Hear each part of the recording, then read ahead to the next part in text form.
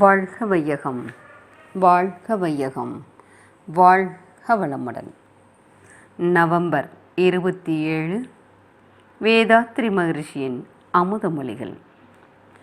எவ்வுயிரும் தோன்றுவதற்கு ஏற்றதொரு திருவழியாய் வல்லமையாய் பெண்ணினத்தை வடிவமைத்தான் அற்புதமே. ஆம் அன்பர்களே, இறைவன் உயிரை தோற்றுவித்தா கூட அந்த சிறப்பை பெண்மையிடந்தாங்க வைத்திருக்காங்க.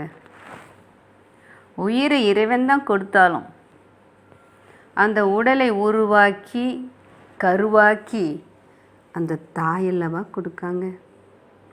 அந்த தாய் இந்த உலகை படைத்தளிக்கும் இறைவனோட பிரதிநிதி இல்லைங்களா?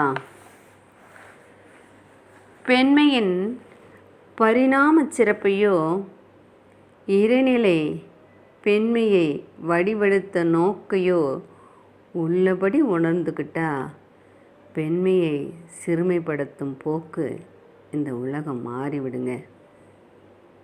இந்த உலகம் இன்றைக்கி இயங்குது அப்படின்னா அது பெண்மையோட அன்பளிப்பு தானே. அந்த தாய் தானே உண்டாக்கல், உருவாக்கல், உயர்வாக்கல் அத்தனையும் செய்கிறது அந்த தாய் தாங்க. இந்த பூமியும் நீரும் ஏன் பஞ்சபூதங்கள் கூட பெண்மை தாங்க. இணைந்ததில்லவா இந்த கோடிக்கணக்கான உயிர்களை தோற்றுவிக்கிறது, வாழ வைக்கிறது. இதில் ஒன்று குறைஞ்சிட்டா கூட மனித உடலில் குறைஞ்சி போயிட்டா வாழ்க்கை அப்படிங்கிறதே இல்லைங்களா? இவைந்தும் இணைந்தல்லவா எல்லா உயிர்களும் வாழ வைக்கும் ஓரறிவு தாவரமாக கூட வந்திருக்கு. பெண்ணினத்தை அவமதித்து பெருமை பெற நினைத்தவர்கள் பெரும் பாவச் சுமை ஏற்று துன்பம் இந்த உலகம் அறியும்.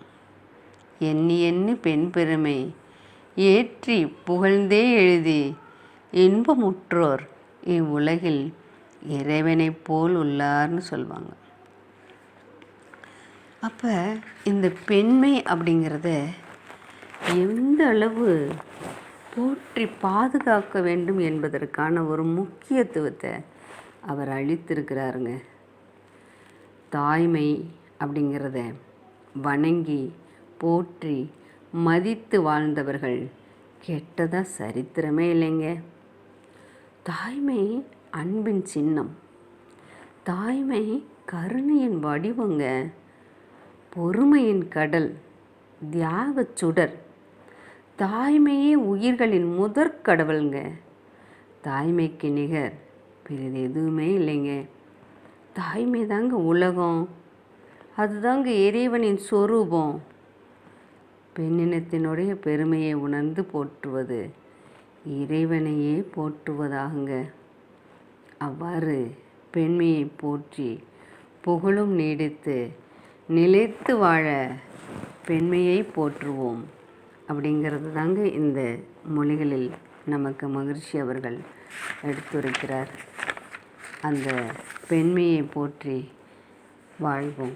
இந்த உலகத்தில் பிறந்த மக்களில் ஆண் பாதி பெண் பாதி அப்படின்னு சொல்லுவாங்க. மகிழ்ச்சியினுடைய கருத்துக்கள் சொல்லும்போது ஆண் பாதி, மீதி எல்லாம் அந்த பெண் பெற்றெடுத்த குழந்தைகள். பெண் பாதி, மீதி அந்த பெண் பெற்றெடுத்த குழந்தைகள் தான் ஆண்கள் அப்படிங்கிறத அவர் சொல்லுவாருங்க.